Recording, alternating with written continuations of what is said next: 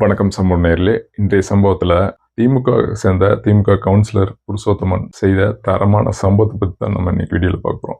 Councillor அப்படின்னாவே எதுக்காக தேர்ந்தெடுக்கப்படுறாங்க அப்படின்னா மக்களுடைய அந்த வார்டில் இருக்கக்கூடிய மக்களுடைய குறைகளை தீர்த்து வைக்கிறதுக்காக தான் கவுன்சிலருங்கிறது தேர்ந்தெடுக்கப்படுறாரு. ஏன்னா எந்த பதவியாக இருந்தாலும் ஒரு பதவின்னு கிடைச்சிச்சுன்னா அதை வச்சு துஷ்பிரயோகம் பண்ணுறதுல எல்லா கட்சிக்காரங்களும் அடக்கம். ஏன்னா அந்த பதவியோட திமிர் அப்படிங்கிறது அந்த ஆணவத்தை அவங்களுக்கு தலைக்கு கொண்டு வந்துடுது. இந்த பூனையிலிருந்து புலியா மாறக்கூடியது மக்களுக்கு நல்லது செய்யக்கூடியது ஈடுபட்டாங்கன்னா பரவாயில்லன்னு சொல்லலாம்.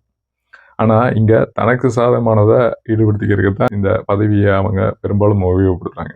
அப்படி திருவாரூர் சேர்ந்த திமுக கவுன்சிலர் புருஷோத்தமன் செய்த சம்பவத்தை பற்றி தான் இந்த வீடியோவில் பார்க்க போகிறோம். பிஜேபி கட்சியுடைய முன்னாள் மாநில தலைவர் திரு அண்ணாமலை அவர்கள் தனது எக்ஸ் பதிவில் ஒரு வீடியோ வெளியிட்டிருந்தார். அதில் திருவாரூர் திமுக கவுன்சிலர் தனது ஆதரவாளர்களுடன் சேர்ந்து ஒருத்தரை தாக்குற மாதிரியான வீடியோ காட்சிகள் இருந்தது. இதுக்கு கீழேயே அவர் என்ன சொல்லியிருந்தாருன்னா, செய்கிற செயலில் செஞ்சுட்டு மன்னிப்புங்கிற பேரில் திமுக அரசு போய் ஒளிஞ்சுக்குது அப்படின்னு சொல்லியிருந்தார். இதை பற்றி முழுசாக பேசுறதுக்கு முன்னாடி அந்த வீடியோவை முழுசாக பார்த்துங்க.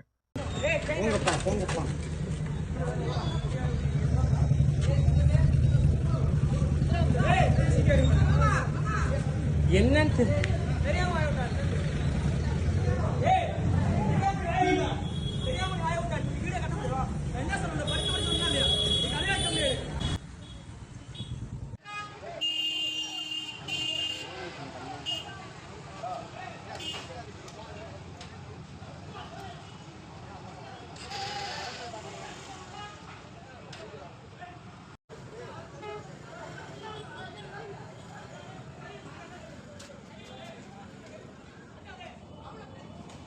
இந்த வீடியோவில் திருவாரூர் திமுக கவுன்சிலர் புருஷோத்தமன் தாக்கல் முன்னின்று நடத்தினது தெளிவாக வீடியோவில் பதிவாயிருக்கு.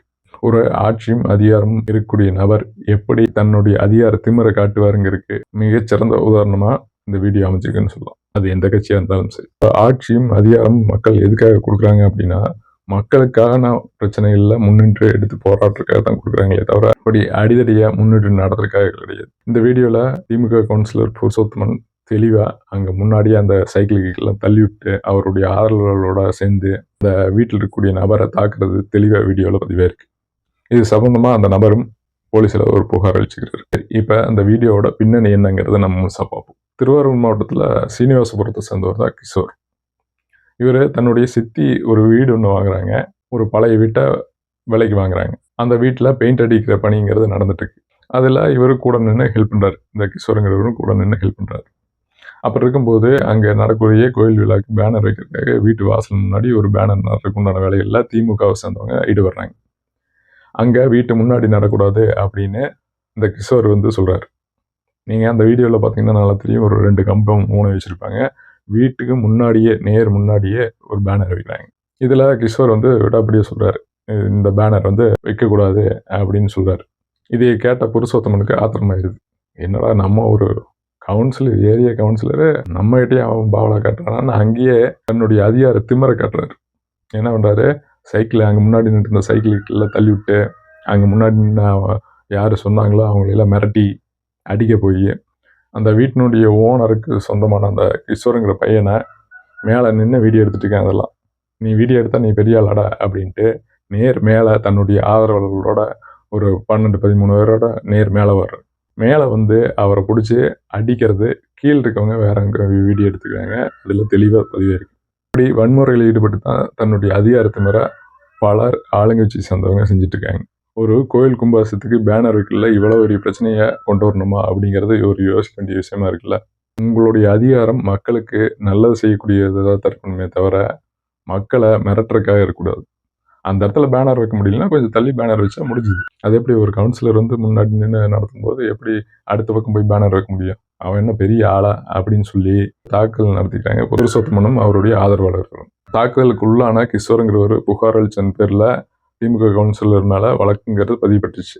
ஆனால் நடவடிக்கை என்ன நடந்துக்குது இது வரைக்கும் ஒன்றும் தெரியாது. சரி, திமுக இதை பற்றி என்ன சொல்லியிருக்காங்க? அதிகாரப்பூர்வமாக திமுக இதை பற்றி ஒன்றும் சொல்லல. ஒரு ஆளுங்கட்சியோட கவுன்சிலர்னா உனக்கு ஒன்றும் கொம்பு முளைச்சிட்டு போகிறது கிடையாது. நீயும் சாதாரண மனுஷன்தான் அப்படிங்கிறத ஃபஸ்ட்டு புரிஞ்சுக்கணும். ஆளுங்கட்சியில் இருக்கக்கூடிய கவுன்சிலருக்கே இவ்வளவு கொம்பு முளைக்குதுன்னா அதில் இருக்கக்கூடிய அதிகார பலம் முடிச்சவங்களுக்கு எந்த அளவுக்கு அதிகார திமிருங்கிறது இருக்குங்கிறத நீங்கள் தான் யோசிச்சுக்கணும். சரி, இதை பற்றி ஆளுங்கட்சிக்காரங்க தான் பேச மாட்டேங்கிறாங்க. கூட்டணி கட்சியில் நாங்களாம் பொதுவான கட்சிகள், மக்களுக்கு சமமான கட்சிகள் அப்படின்னு சொல்லக்கூடிய கம்யூனிஸ்ட் ஆகட்டும், விடுதலை சிறுத்தைகளாகட்டும் இதை பற்றி பேசுகிறாங்களான்னா அப்படியே மேம்போக்கான அரசியல் செய்வாங்க. அவங்க என்ன சொல்லிக்கிறாங்கன்னு பார்த்தோம்னா, இதை பற்றி உரிய நடவடிக்கை எடுக்கணும், அவ்வளோதான். இந்த மாதிரி ஆளுங்கட்சி செய்கிறது முற்றிலும் தவறு. ஆளுங்கட்சி இதுக்கு உரிய நடவடிக்கை உடனடியாக எடுக்கணும்னு எங்கேயாவது வலியுறுத்திக்கிறாங்களான்னா அப்படி இல்லை. அப்படியே மேம்போக்கா இதை வச்சு மட்டும் நீங்கள் மொத்த கட்சின்னு சொல்லிடக்கூடாதுங்க. யாரோ ஒருத்தர் செய்கிற தவறில் மொத்த கட்சின்னு சொல்லிடக்கூடாதுங்கன்னு சொல்லுவாங்க. ஆனால் அந்த கட்சியோட அதிகார திமிர் இருக்கிறனால தானே இவங்கெல்லாம் இந்த மாதிரி பண்ணுறாங்க அப்படிங்கிறத பேச மாட்டேங்கிறாங்க. அப்படியே மேலோட்டமாக யாரோ ஒருத்தர் செய்கிற தவறுனால அப்படியே மொத்த கட்சியும் நம்ம குத்தம் சொல்லிடக்கூடாதுங்க அப்படின்னு சொல்லக்கூடிய நபர்கள், சரி அந்த நபர் மேலே கட்சி ரீதியான என்ன நடவடிக்கை எடுத்துக்கிறீங்கன்னு கேள்வி கேட்க வக்கில்ல. ஒரு வீடியோ பதிவு முழுசாக தெளிவாக இருக்குது. அவர் எந்த அளவுக்கு தன்னுடைய அதிகார திமிர்னால அந்த தாக்குதலில் ஈடுபடுறாருங்கிறது நீங்கள் அந்த வீடியோ முழுசாக பார்த்தீங்கன்னா தெரியும். கீழிருந்து மேலே போய் அந்த நபரை ஃப்ளக்ஸ் வைக்க வேண்டாம்னு சொன்ன நபரை எப்படி தாக்குறாங்க, எத்தனை பேர் போய்க்கிறாங்க, அங்கே அந்த கவுன்சிலர் புருஷோத்தமனுங்கிறது எப்படி வன்முறையில் ஈடுபடுறாங்கிறது தெளிவாக இருக்குது. இவ்வளவு தெளிவான ஒரு ஆதாரத்தை இருக்கும்போதே இவங்கெல்லாம் மூச்சு திறக்க மாட்டேறாங்க. இந்த ஆளுங்கட்சிக்கு ஜால்ரா அடிக்கூடிய நபர்கள் மூச்சு திறக்க மாட்டேறாங்க அப்படின்னா எப்பதான் இவங்கெல்லாம் கேள்வி வைப்பாங்கன்னு தெரியல. இவங்கெல்லாம் எப்படி மக்கள் பிரச்சனைக்கு எதிர்த்து குரல் கொடுப்பாங்க? சிங்கிச்சா அடிக்கிறது மட்டும்தான் இவங்களோட வேலையா இருக்கு. கூட்டணி கட்சினா ஆளுங்கட்சி செய்யக்கூடிய தவறுகளை சுட்டி காட்டக்கூடாதுன்னு எங்கேயுமே எதுவும் கிடையாது. மக்களுக்காகத்தான் எல்லா கட்சியுமே தவிர ஆளுங்கட்சிக்கு ஜால்ரா போடுறதுக்காக கூட்டணி கட்சிகள் கிடையாது.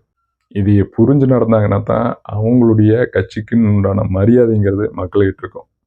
இல்லை ஆளுங்கட்சிக்கு நாங்கள் சிங்கிச்சா அடிச்சுட்டு தான் இருப்போம் அப்படின்னா உங்களுடைய கட்சியின் செல்வாக்கும் ஆளுங்கட்சியோட சேர்ந்து கரைஞ்சிட்டே தான் போகும். இது இந்த கூட்டணி கட்சிகள் வேற கட்சி எதிர்கட்சியோ இல்லை வேற பிஜேபிக்குன்னு வச்சுக்கலாம். பிஜேபி கவுன்சிலர் இதை செஞ்சிருந்தா இந்நேரம் எவ்வளோ ரியாக்ட் பண்ணியிருப்பாங்க? தாட்டு ஊட்டு தஞ்சாவூர்னு குதிச்சிருப்பாங்களா இல்லையா? அப்போ மக்கள் பிரச்சனைக்காகவே குரல் கொடுக்குறோன்னு சொல்லக்கூடிய கூட்டணி கட்சிகள் என்னத்தை பண்ணிட்டு இருக்காங்கன்னு எனக்கு தெரியல. இந்த செயலை பற்றி நீங்கள் என்ன நினைக்கிறீங்க? அதை கமெண்ட் பாக்ஸில் கமெண்ட் பண்ணுங்கள். மீண்டும் ஒரு சம்பவத்தோட அடுத்த வீடியோவில் இணைகிறேன். நன்றி, வணக்கம்.